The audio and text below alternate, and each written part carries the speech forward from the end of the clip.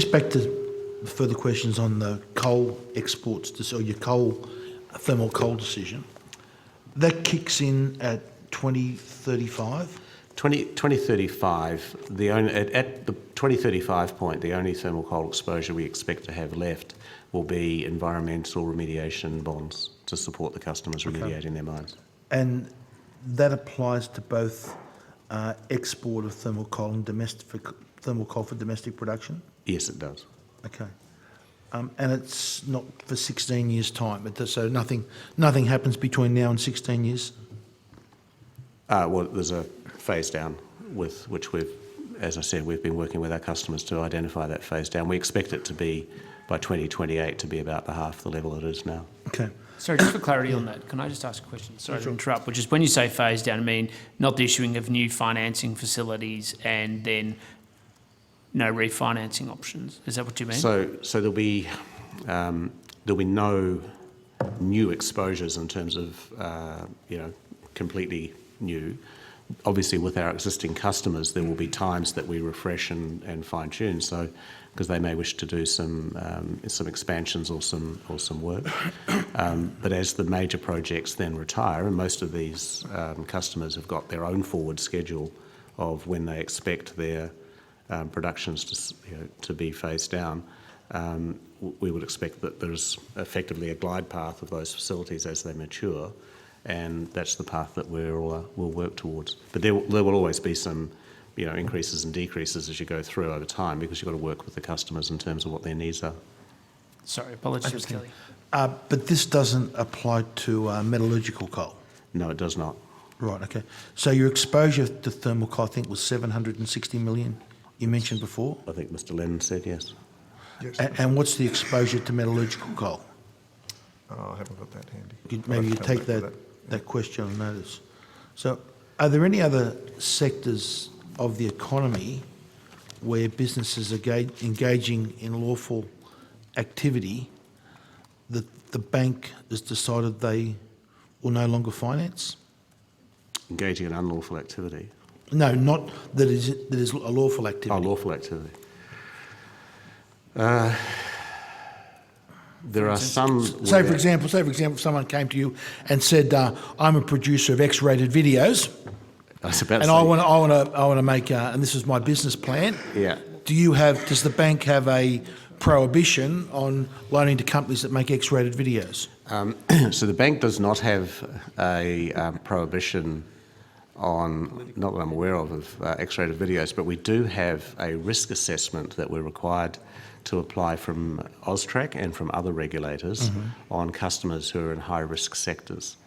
And that includes sectors where there is a high risk of, for example, money laundering, if there was a high risk of human trafficking, or if there was a high risk of being associated with organised crime and drugs, then we would have a much higher threshold required for us. But there's not a flat-out ban like you're going to put on the thermal coal. It'll be, so if someone came to you with an X-rated video business, you would loan to them. But if I come to you and want to loan to start a thermal coal mine, it's no to the thermal coal, but potentially yes to the X-rated video. My point about the X-rated video business is that it would require a much higher threshold than lending to the corner store, because of but there's not potentially an issue of.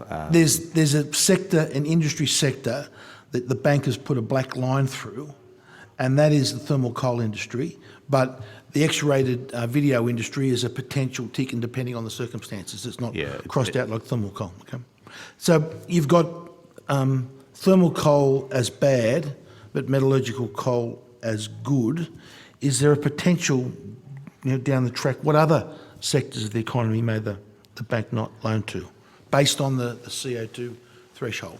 Well, I think you've already, in your earlier comments, Mr. Kelly, I think, referred to the rest of the fossil fuel industry generally over time, as science around renewable energy gets more advanced, and as the government's program for compliance with Paris continues, and as we learn more about it, there's the risk that other fossil fuels will become less or will become riskier for us to lend to. Okay. So what about the agricultural sector of the economy that is responsible for about 14% of Australia's greenhouse gas emissions?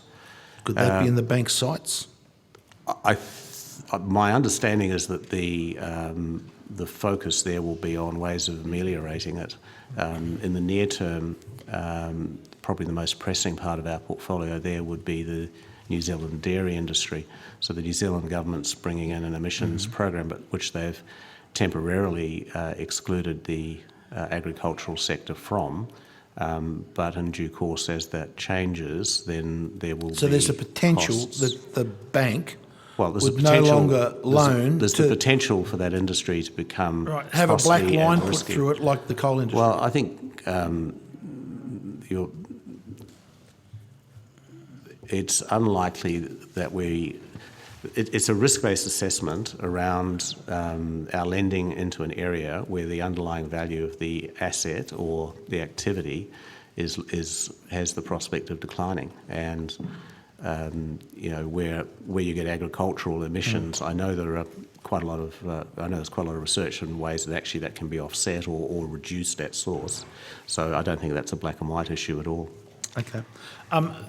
Someone that has a thermal coal mine now that is financing with you, when we get to 2035 and they know that happens, isn't it just likely that they'll go and refinance with someone else, potentially one of a bank from one of where their customers are, a Chinese or Indian bank? That's quite possible, but as I So said... if that happens, so there's no change in CO2 emissions whatsoever, it's simply we have foreign banks having a bigger hold of the Australian economy. Well, the basis for our position on this is that if the world does adhere to what has been publicly committed to, there will not be that activity and it won't be as economic. Okay, but you're not basing it on an economic decision. You're just putting a straight black line through the Australian coal industry to loan to 2035. No, we're basing it on the basis that coal, that in order for the world, in order for Australia and for the world to meet the targets that have been set, that coal is unlikely to be used. But as you if mentioned, that happens. as you mentioned before, the board has not made a consideration that the fact that black coal is exported to countries where it is used in alternate to brown domestic coal, especially in India and China, and would actually lower emissions. You've admitted that's something the board has not considered. No, the board is absolutely aware of that. Okay. And this doesn't cut until 16 years' time. What's the average tenure of a life tenure of number of years of a board member for the bank? Most board members are capped out at about 9 years. Right. So effectively, all the board members that have made this decision, there'll be other board members that will come in. So they're making a decision that's outside their tenure period. Anytime we make a long-term decision, that's true. But when it actually comes in and has effect, every board, you're saying it's highly unlikely that any board member it's highly that's unlikely. made that decision will still be there. Of course. Okay. And how does it benefit the Australian economy if we have Australian banks refusing to loan to a sector of that economy, which will only be then loaned to by foreign banks? Well, the premise of that is that that's what happens. This policy was premised on the fact, on a projection that the energy needs of Australia and broader in the region will increasingly be met from other sources. But shouldn't that be up? And that's why we Shouldn't that be up to governments to decide and the industry to decide, the rather than the government- bank to make a? The government committed to the Paris Accord, which requires a 45% reduction in total emissions by 2030. If that is what is delivered, then it's sensible that we scale that Our down. emissions reductions are 26 to 28% by 2030 of 2005 levels. They're not 45%. Globally, the Paris Accord will require 45% reduction according to the IEA. But what has been signed up to, Australia's Paris target is currently a 26 to 28% reduction off 2005 levels by the year 2030.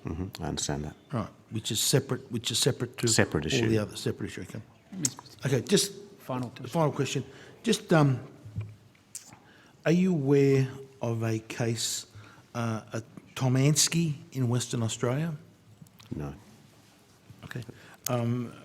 And you've made the comment that the bank is acting as model litigants. Perhaps you could take it on notice if you believe that the bank's conduct in that case has met the definition of a model litigant. Okay, I'll find out. Thank you. Thank you, Mr. Kelly.